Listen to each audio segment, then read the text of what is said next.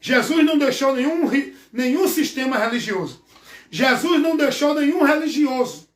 Jesus deixou pessoas a quem ele enviou para pregar o evangelho, para fazer discípulo para Cristo. Jesus não mandou ninguém abrir igreja evangélica e formar um sistema religioso evangélico. Jesus mandou pregar o evangelho. O evangelho não é uma religião evangélica. O povo tem que aprender isso. Mas quem vai pregar isso? Se todos estão presos, devoto e negócio submisso ao sistema. Quem vai se levantar para contrariar o sistema, seja ele qual for? Ninguém, porque todos estão convenientes, estão presos no sistema. Mas há um aqui que foi livre do sistema. Há um aqui que não é mais negócio nem propriedade de sistema. Hoje eu sou discípulo de Cristo.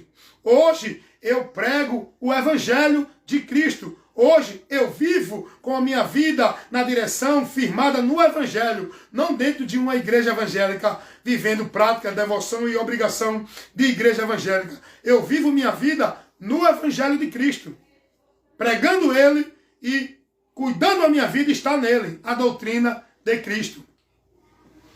Então deixa eu ler alguns textos aqui em relação à doutrina, para você ver como é importante a doutrina de Cristo, você conhecer e você se policiar, ser prudente a estar caminhando, dirigido numa vida de fé em Deus, nos princípios, nas instruções e na direção da doutrina de Cristo, não doutrina de nenhuma religião, igreja ou pastor, bispo ou padre. Vamos lá. Vamos ler aqui o que Paulo vai dizer a Timóteo. Na carta de Paulo aqui a Timóteo, capítulo 6, primeira carta de Paulo a Timóteo, capítulo 6, versículo 3 e o 4. Se alguém ensina alguma outra doutrina e se não conforme com a sã palavra de nosso Senhor Jesus Cristo, e com a doutrina da piedade, segundo a piedade, é soberbo. É soberbo. Versículo 4. Nada sabem os que ensinam tais doutrinas que não é a de Cristo.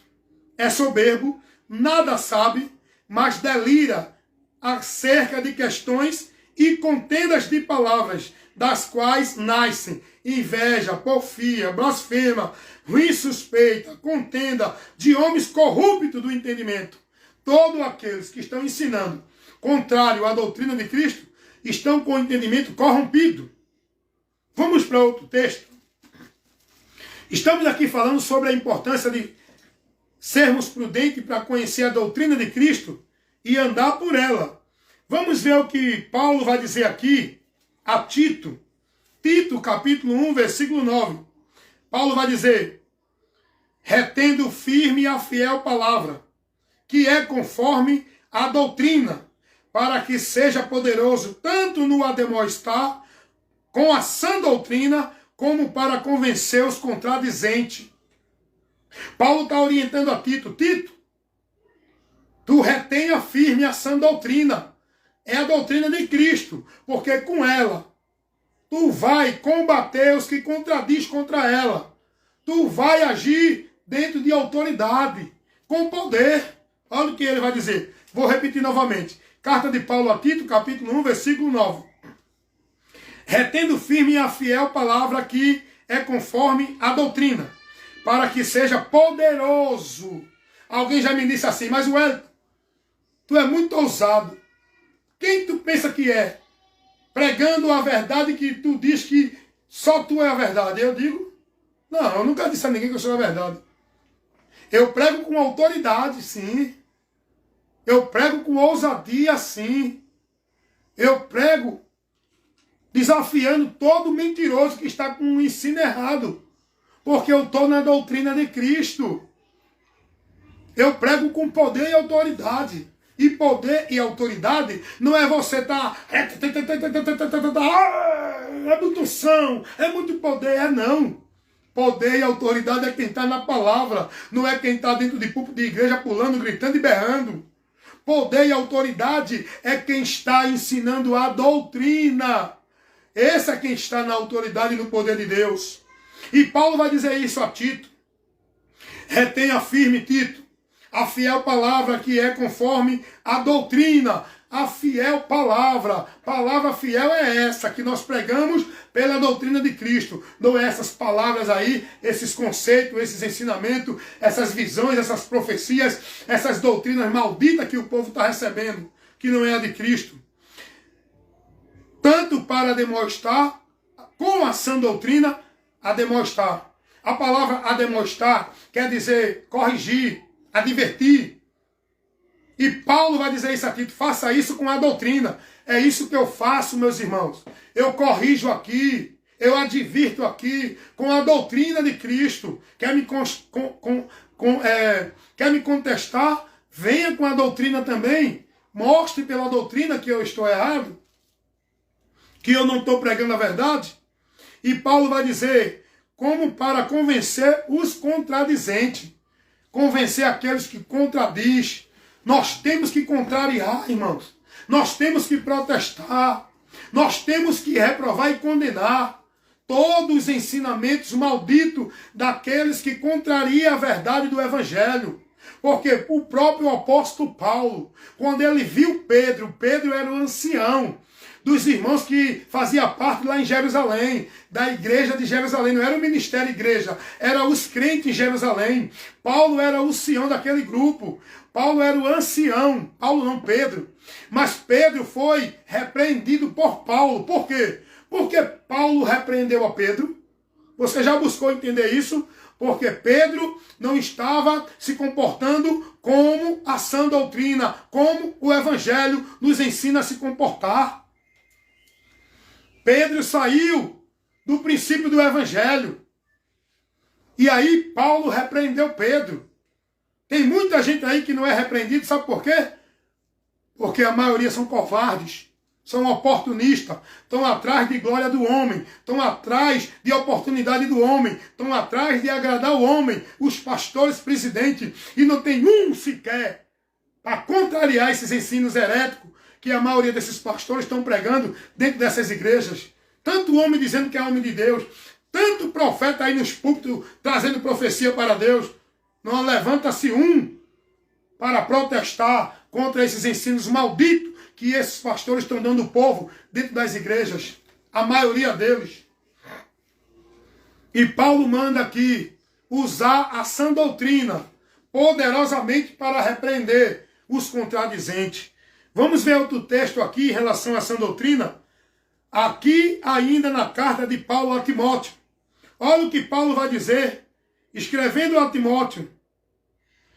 Capítulo 4, versículo 1. É muito sério o que eu estou levando aqui. São poucos os que dão ouvido à palavra, porque não estão dispostos a ouvir doutrina. Isso aqui é doutrina, isso aqui é ensinamento.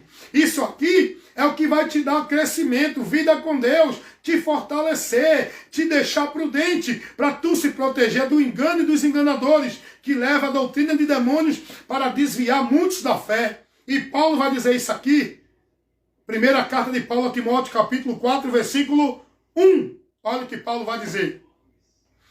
Mas o Espírito expressamente diz que nos últimos tempos apostatarão alguns da fé, dando ouvidos a espíritos enganadores, que fala pelos homens, que pregam as doutrinas. Dando ouvido a espíritos enganadores e a doutrina de demônios. Você sabe o que é a doutrina de demônios? Você tem conhecimento para discernir o que é doutrina de demônio e o que é a doutrina de Cristo? Vamos lá. Vamos ver aqui o texto que é que Paulo está orientando aqui a Timóteo. Ele diz assim, mais expressamente, o Espírito diz que nos últimos tempos, começou a partir de Cristo. Os últimos tempos nós estamos vivendo. Já fazem 2000 anos desses últimos tempos. É os últimos tempos, ou seja, o tempo do fim. O fim da igreja aqui na terra. O fim do povo de Deus, chamado igreja, salvo por Jesus. Paulo vai dizer, mais expressamente o Espírito diz que nos últimos tempos apostatarão alguns da fé. A palavra apostatar, ela quer dizer abandonar, desviar.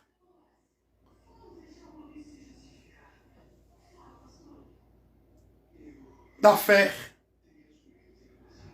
Alguém só pode apostatar, alguém só pode abandonar a fé se um dia esteve na fé. Esses que vão abandonar a fé são os que estão na fé. E por que vão abandonar a fé? Olha aqui por que vão abandonar a fé. Vou ler de novo, tá? Mas o Espírito expressamente diz que nos últimos tempos apostatarão alguns da fé, dando ouvidos a espíritos enganadores e a doutrinas de demônios. Eis o motivo. Porque muitos vão apostatar da fé, porque não são prudentes a guardar a doutrina de Cristo, não são prudentes para analisar a doutrina de Cristo, vão dar ouvidos a espíritos enganadores, que vai instruí-los, que vai guiá-los em doutrinas de demônios. Irmãos, isso é muito sério. Tem muita gente preocupada com a sua vida de igreja, para não desviar de igreja. A Bíblia não manda ninguém se preocupar para não desviar de igreja. A Bíblia não manda ninguém ser prudente para não ter cuidado para não desviar de igreja. Porque a igreja não é o local que você está em Deus. Nós somos a igreja. Que Deus está em nós, que somos povo de Deus.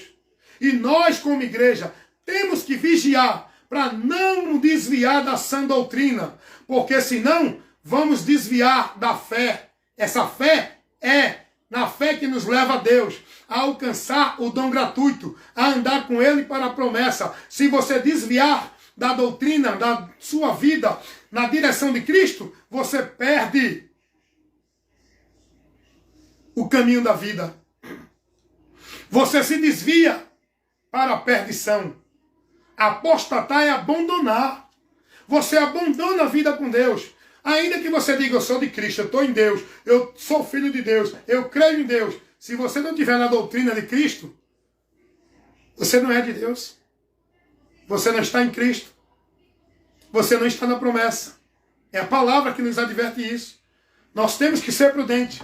E Paulo vai dizer, escrevendo aos irmãos na sua carta aos Coríntios, segunda carta de Paulo aos Coríntios, no capítulo 13, versículo 5. Paulo vai advertir os irmãos a examinassem para ver se permaneciam na fé ou se já não tiveram sido reprovados. Cuidado, irmão. Tem muita gente aí gritando aí, louvando a Deus, dizendo que Deus é grande, que estão cheios de Deus, vivendo tanto sacrifício, tanto encontro dentro de igreja, tanto movimento de culto. Estão reprovados na fé. Não são prudentes. Cuidado, irmãos. A garantia de que eu sou de Deus, estou em Deus, é se eu estiver na doutrina de Cristo. Se eu estiver em Cristo, guardando a palavra dele, é aonde eu vou firmar a minha vida de fé com Deus. Não é dentro de igreja, é na palavra. O alicerce da minha fé é a palavra. Jesus disse isso. Mateus 7, 23. O homem prudente é aquele que ouve e pratica a palavra dele. Edifica a sua casa na rocha. Então, a doutrina de Cristo é o que a igreja tem que priorizar para manter a vida de fidelidade a Deus, para manter a vida com Deus, para manter a vida andando na vida para a promessa de Deus. O que nós, igreja, não é você que está dentro de igreja, não. Você que está dentro de igreja está perdido, fica perdido. Você que está sendo guiado por igreja, por homem dentro de igreja.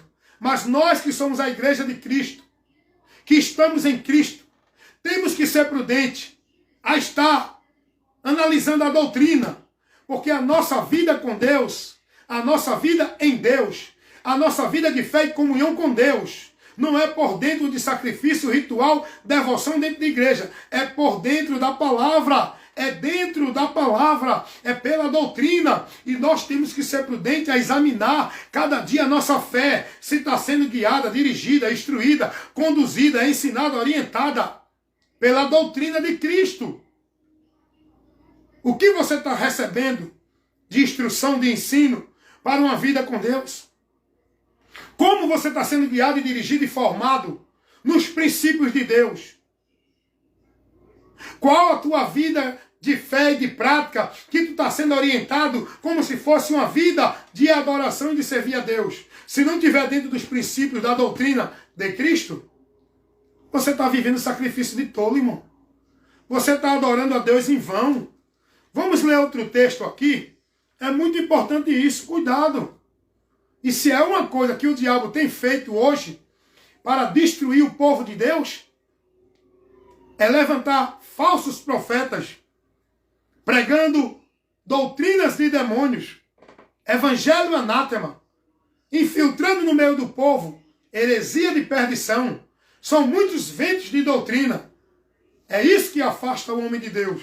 Tem muita gente mais preocupado. Não, eu não estou mais bebendo, sou da igreja agora, eu não roubo mais, não fumo, estou na igreja, como se isso levasse ele a Deus. O povo está sendo formado, instruído, ensinado errado. Estão firmando e alicerçando sua vida no fundamento que não é o de Deus. Deus não fundou a igreja para você estar firmado nela. Nenhuma dessas sequer. O alicerce que você tem que estar firmado, o fundamento, o alicerce que Deus colocou para a nossa vida de fé e comunhão com Ele, não é uma igreja. É Jesus, a palavra de Cristo. Tem muita gente confiando de que é de Deus, que a sua vida está em Deus, por meio de religião, instituição. Quer ver uma coisa? Quer ver esse povo ficar desesperado e perdido? Se não tiver igreja para eles cultuar, para eles buscar a Deus. Se não tiver igreja para eles viver o ritual, a formalidade, o sacrifício, eles ficam tudo perdidos. Por quê? O alicerce deles é a igreja. Viu no período da pandemia? Que desespero aí dos crentes da religião evangélica. Iam para a rua fazendo protesto, indo de encontro aos decretos do governador, os pastores sendo rebeldes, não os submetendo à autoridade que Deus constituiu. Os pastores falam tanto de submeter à autoridade, né, que Deus constituiu. Enquanto eles, no tempo da pandemia, se levantaram contra as autoridades constituídas por Deus. Governador, prefeito, presidente. Eles não queriam fechar. Se teve um decreto para fechar as igrejas por um tempo, aí ficaram tudo doido. Eita, e agora? Aonde a gente vai encontrar Deus? Aonde a gente vai buscar Deus? Como é que a gente vai servir a Deus? Como é que a gente vai adorar a Deus? Tem que ter a igreja. Tudo doido na rua, se ajoelhando nas pistas, nas avenidas, fazendo protesto. Meu irmão, que movimento mais sem noção. Que movimento sem conhecimento de Deus o povo fez. Influenciado pelos pastores. Povo tudo desesperado. Aí mostra que a vida desse povo não está firmada em Cristo. Se não tiver igreja, não tem Deus. Se não tiver na igreja, não tem vida com Deus. O povo está sendo ensinado assim. E eu quero que você entenda o que eu estou falando. Não estou dizendo que é pecado, que não pode estar dentro de igreja. Você pode congregar numa igreja, instituição pública. Você pode congregar também, não é só igreja não, irmão. O povo focou só a igreja porque criaram uma mentira na mente do povo que você só é de Deus se estiver numa igreja, numa instituição formada pelo homem ali para cumprir todo o ritual, viver aquela vida de Deus. É não. Você pode estar congregando com 3, 4, 5, 10 irmãos em qualquer ambiente. O pior de tudo é que dentro dessas igrejas, a maioria das pessoas vai estar submissa à hierarquia do homem, aonde eles estabelecem as posições maiorais entre eles. E entre o povo de Deus não tem isso. Jesus não deixou esse sistema que hoje as igrejas colocam, esse sistema da hierarquia, que o homem coloca um grau de autoridade. Um tem uma autoridade, outro tem maior, e por aí vai. Esse sistema é maldito. Esse sistema de hierarquia que se vive dentro da igreja sobre a liderança de um homem, submisso a ele, ele que rege, ele que dirige o culto, ele que dirige a adoração, ele que dirige o povo aí a Deus, é um sistema pagão. Jesus não deixou isso para a igreja. Me mostra onde era que Paulo, Pedro ou qualquer apóstolo era o maioral no meio do povo. Me mostra onde que Pedro, Paulo ou Tiago ou João tinham uma posição acima do povo. Uma cadeira de rei num púlpito e o povo lá embaixo. Como hoje tem dentro dessas igrejas. Hoje os homens estão lá como o mais cheio da unção de Deus. O mais cheio do poder ungido. Me mostra onde é que Pedro, Paulo ou João dizia a alguém que eles eram ungidos e cheios da unção e os outros não.